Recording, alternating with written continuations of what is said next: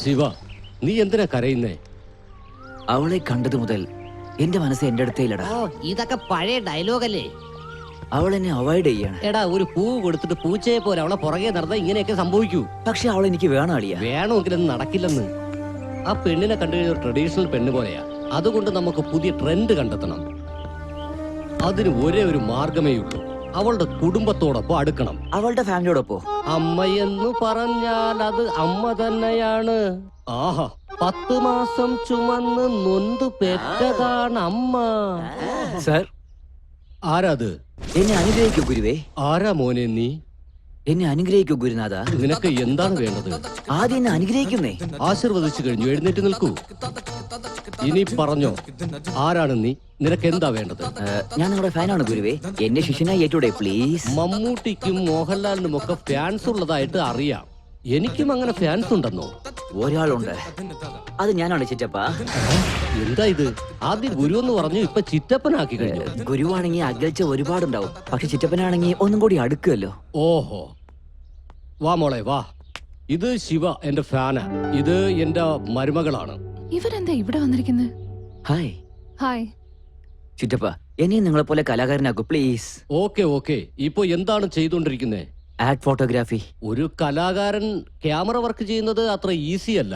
ടാലന്റിൽ king ആയിരിക്കണം. എനിക്ക് കുറച്ചൊക്കെ അറിയാം, പക്ഷേ നിങ്ങൾ വേണം ഇംപ്രൂവ് ചെയ്യാൻ. ഓക്കെ, ഇപ്പൊ നമുക്ക് ഏത് ഡ്രാമ കളിക്കാം? റോമിയോ ജൂലിയറ്റ് ആണെങ്കിൽ കുറച്ചൊന്ന് മാനേജ് ചെയ്യും. അങ്ങനെ ഇപ്പൊ ഒരാളിനെ നമ്മൾ എവിടെ നിന്ന് കണ്ടെത്തും?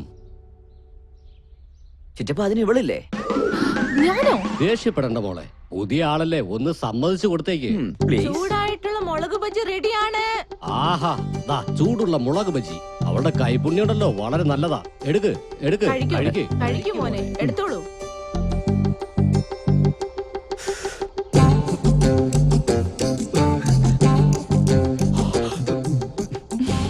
Nice expressions. ഇവന്റെ മുഖത്ത് ഭാവങ്ങൾ മിന്നി മറയുന്നുണ്ടല്ലോ.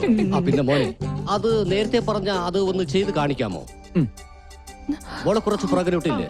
കമാൺ, ഇപ്പൊ എങ്ങനെ ചെയ്യുന്നേ നോക്ക്.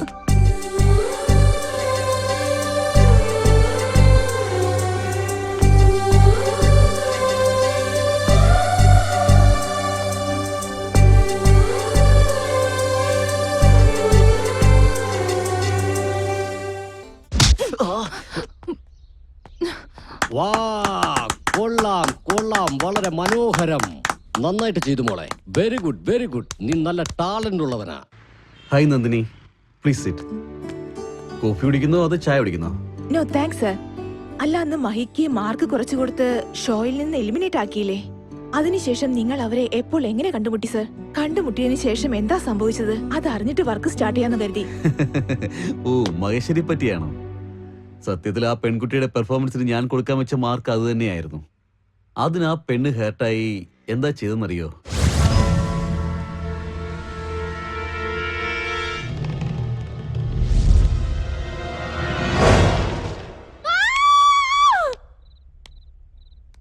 ആരാ? നീയായിരുന്നോ? നീ എന്താ പാതിരാത്രിയിൽ ഒരു കള്ളനെ പോലെ എന്റെ വീട്ടിൽ നിന്ന് കയറിയിരിക്കുന്നത്? മറന്നു അല്ലേ? പക. എന്താ ഇത്? അതിന് ഞാനെന്താ ചെയ്തത്?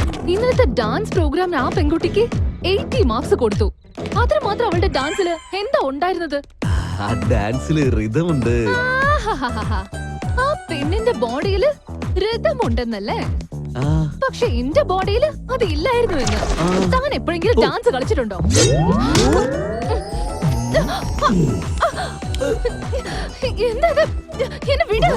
വിട്ടോ, നീ എന്നെ കുത്തില്ലേ? അല്ലെങ്കിലും നീ എന്നെ മനസ്സിലാക്കാൻ പോകുന്നില്ല. ഒരു പടത്തിൽ ഞാൻ ചേട്ടനായിട്ട് അഭിനയിച്ചപ്പോ കേരളത്തിലുള്ള സകല പെണ്ണുമ്പിള്ളേർക്ക് ഞാൻ അവരുടെ ചേട്ടനായിട്ടങ്ങ് മാറി. പക്ഷെ നിനക്കൊഴികെ.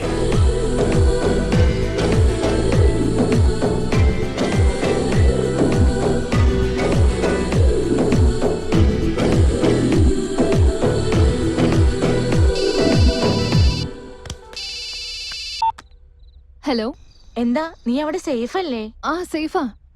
നന്നായി നീ വിളിച്ചത്. ഡാൻസിനെ കുറിച്ച് അറിയാതെ തന്നെ എന്നെ എലിമിനേറ്റ് ചെയ്തു അല്ലേ? ഇനി ഡാൻസിനെ കുറിച്ചൊന്ന് പഠിച്ചിട്ട് മാർക്സ് കൊടുക്കാൻ നോക്ക്. എങ്കിൽ മാത്രമേ നിങ്ങൾ റിയൽ ഹീറോ ആകുള്ളൂ. എന്താ സാർ ഇത്? ആക്ഷൻ ഹീറോ വീട്ടിൽ തന്നെ ആക്ഷൻ സീനോ? എന്തൊക്കെയാണെങ്കിലും നിങ്ങൾ പറഞ്ഞത് കേട്ടിട്ട് മഹേശ്വരി നല്ല ധൈര്യശാലിയാണെന്ന് തോന്നുന്നത്. അതെ. എന്നിട്ട് മഹേശ്വരി വാണിംഗ് ചലഞ്ചായി എടുത്തോ സാർ? യെസ്, ഡേയും നൈറ്റും ഒരേ ജോലി തന്നെ. Sir shot ready. അതാ ഇപ്പൊ ഓക്കെ സാർ. ഓക്കെ നന്ദിനി, വീണ്ടും കാണാം. എന്റെ പ്രോഗ്രാമിനെ കുറിച്ച് രാജയോടൊന്ന് കോർഡിനേറ്റ് ചെയ്തേക്ക്. Okay sir. Okay, see you. Okay sir.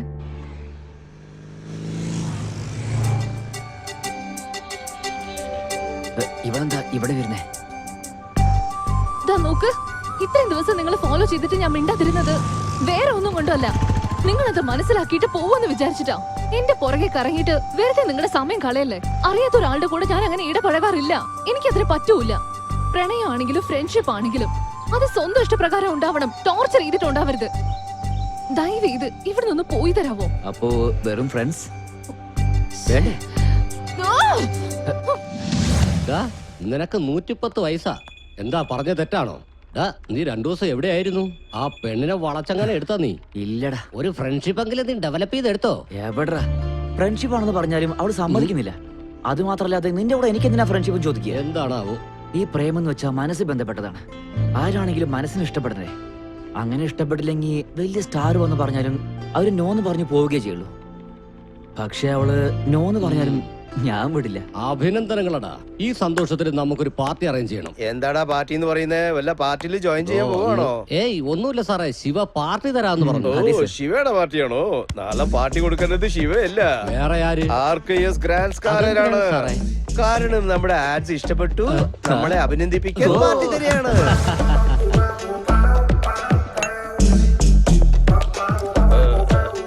ആരാണോ നിങ്ങളൊക്കെ? എന്റെ ടേബിളിൽ എന്തിനാ ഇരിക്കുന്നേ? ഫുള്ളായിട്ട് കുടിച്ചിട്ട് ബില്ല് എന്റെ തലയിൽ കയറ്റാനാണോ? നിങ്ങൾ ഇങ്ങനെ മറന്ന എങ്ങനെയാ സാർ? ഏ? ഞങ്ങൾ എല്ലാവരും നിങ്ങളുടെ സ്റ്റാഫാണ്. ആഹാ. പിന്നെ അദ്ദേഹം ആ, അദ്ദേഹമാണ് ഈ കമ്പനിയുടെ മാനേജർ. അത് ശരി. എന്തൊക്കെയുണ്ട് രഘുരാമൻ സാറേ? അയ്യോ. രഘുരാമൻ സാറേ എന്നോ? വേറെ എന്താ വിളിക്കേണ്ടേ? ഞാനൊരു കമ്പനിയുടെ MD ആണ്. ഇവരെല്ലാവരും എന്റെ സ്റ്റാഫ്. ഇവന്റെ ഷാപ്പില് ആഡ് ഫിലിം ഷൂട്ടിന് പോയാ സാരിയും ബ്ലൗസും കൊണ്ടുവരാൻ പറയൂടോ. കൂടെ തന്നെ ചായയും കാപ്പിയും കൊണ്ടുവരാൻ പറയോ? നിന്നെ ഇനിയൊരു കൗളും കൂടെ കാണിക്കേ. നീ അങ്ങനെ പോലെ ഫീൽ ചെയ്യണോ? നിങ്ങൾക്ക് ഓർമ്മ വരാൻ വേണ്ടിയില്ലേ അങ്ങനെയല്ലേ ഇതൊക്കെ ചെയ്തേ? ഞാൻ ചെറുതായിട്ടുള്ളതൊക്കെ മറന്നു പോവാടാ. നിന്നെ പോലുള്ള ആൾക്കാർ തരുന്ന വേദന മറക്കത്തില്ലടാ. നമ്മുടെ മുതിർന്നവർ എന്താടാ പറഞ്ഞു അവര് തന്നിട്ടുള്ളത്? എന്നോടൊന്നും പറഞ്ഞിട്ടില്ല. നീ തുടങ്ങിക്കോടാ. നീ നന്നായിട്ട് ഹീറോ എടുത്ത് സംസാരിക്കൂ. നമ്മുടെ ഹീറോ സീരിയസ് ആയിട്ട് സംസാരിക്കുന്നു. അതെ. അപ്പൊ നിങ്ങൾ എന്തിനാടാ ഇത്രയും മര്യാദ കൊടുക്കുന്നത്?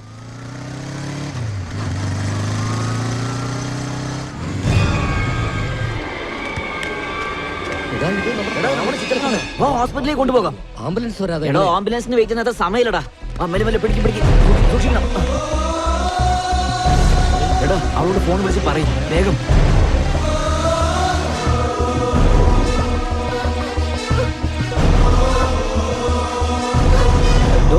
അവർക്ക് എന്താ പറ്റിയത്? ചുറ്റപ്പിന് ഒന്നും ആയിട്ടില്ല. ട്രീറ്റ്മെന്റ് നടന്നുകൊണ്ടിരിക്കുകയാണ്. നിനക്ക് ഒരല്പെങ്കിലും ബുദ്ധിയുണ്ടോ? ആംബുലൻസിനെ കൊണ്ടുപോകാതെ ബൈക്കിലാണോ കൂട്ടിക്കൊണ്ട് പോകുന്നത്? അദ്ദേഹത്തിന് എന്തെങ്കിലും സംഭവിച്ചാലോ? അത് പിന്നെ ആംബുലൻസ്. ഡോക്ടർ, അദ്ദേഹത്തിന് എങ്ങനെയുണ്ട്? ആ പേഷ്യന്റിനെ ഇവിടെ കൊണ്ടുവന്നതും അയാളുടെ ജീവൻ രക്ഷിച്ചതും ഇവരാ. ബ്ലഡ് വരെ കൊടുത്തു. ഇപ്പൊ കുഴപ്പമൊന്നുമില്ല. നിങ്ങൾക്ക് വേണമെങ്കിൽ പേഷ്യന്റിനെ കയറി കാണാം. Thank you. ചേട്ടാ, ഇപ്പൊ എങ്ങനെയുണ്ട്? നിങ്ങൾ ഇവിടെ എത്തിച്ചത് ആ പയ്യനാണ്.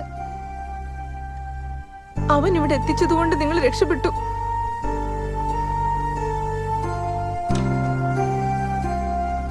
സോറി, ഞാൻ അറിയാണ്ട് നിങ്ങളെ വഴക്ക് പറഞ്ഞു പോയി.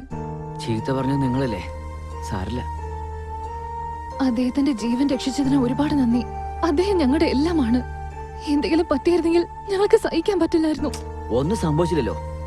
എന്തിനാ വിഷമിക്കുന്നേ? നിങ്ങൾ ചിരിച്ച മനോഹരമാണ്. ഒന്ന് ചിരിക്കോ പ്ലീസ്. നിങ്ങൾ എപ്പോഴും ചിരിച്ചോണ്ടേയിരിക്കും.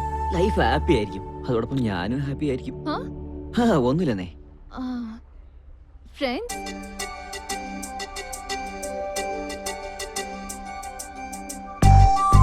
ഒരു കോഫി കുടിച്ചാലോ?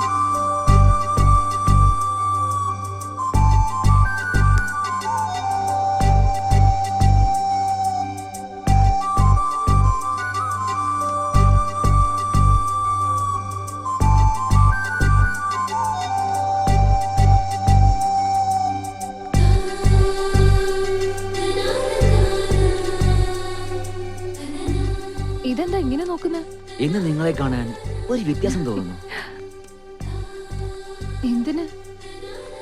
എപ്പോഴും എന്നോട് ദേഷ്യത്തോടെ കാണുന്ന നിങ്ങൾ ഇന്ന് എന്റെ അടുത്തൂടെ നടക്കുമ്പോൾ എന്നെ കൊണ്ട് വിശ്വസിക്കാൻ കഴിയുന്നില്ല. ശരി, നിങ്ങൾ ലൈഫിൽ എന്തെങ്കിലും മിസ് ചെയ്തിട്ടുണ്ടോ? അത് പിന്നെ മിസ്സിംഗ് എന്നൊരു ഫീലാണ് മിസ് ചെയ്തത്. എന്നെ മിസ് ചെയ്തൊന്നും പറയുമെന്ന് വിചാരിച്ചു. നിങ്ങളെ കുറിച്ച് സിംഗിൾ ലൈനിലൊന്ന് പറയാവോ? അത് പറയേണ്ടത് നിങ്ങളാണ്. ഞാനോ? നമ്മളിപ്പോ ഫ്രണ്ട്സ് അല്ലേ? പ്ലീസ്. നിങ്ങൾ എല്ലാ ആമ്പിള്ളേരെ പോലെ ഇരിക്കുന്ന ഞാൻ വിചാരിച്ച്. എന്താ ഇല്ലേ? Good human being. എല്ലാവർക്കും നല്ലോണം ബഹുമാനം കൊടുക്കും. നെക്സ്റ്റ്. നല്ലൊരു ആഡ് ഫിലിം ഡയറക്ടറാണ്. പ്ലീസ്. പിന്നെ വേറെന്താന്ന് ചോദിച്ചാ, ഇത്ര നല്ല സ്വഭാവമുള്ള ഒരു പയ്യൻ നല്ലൊരു ഹസ്ബൻഡ് കൂടി ആയിരിക്കും. സത്യം. ഇന്നത്തെ ദിവസം ഞാൻ ഒരിക്കലും മറക്കില്ല. ഫസ്റ്റ് ടൈം നിങ്ങളുടെ അടുത്ത് എനിക്ക് നല്ലൊരു കോംപ്ലിമെന്റ് കിട്ടിയിട്ടുണ്ട്. വളരെ വലുതായിട്ട് സെലിബ്രേറ്റ് ചെയ്യണം പോലെയുണ്ട്. സത്യം പറയുകയാണെങ്കിൽ നിനക്ക് വേണ്ടി നിന്റെ അമ്മാനെ ഞാൻ പരിചയപ്പെട്ടെ. അദ്ദേഹമാണ് നമ്മളെ ചേർത്തത്. ഒരു നല്ല കോഫി പോലെ ഒരു ഫ്രണ്ട്. അതൊക്കെ എനിക്കറിയാം. നീ ഒന്ന് കോഫി കുടിക്കാൻ നോക്ക്. സർ ചായ. ഹേയ്, ട്രീറ്റ് എന്റേതാണ്, ഞാൻ തരാം.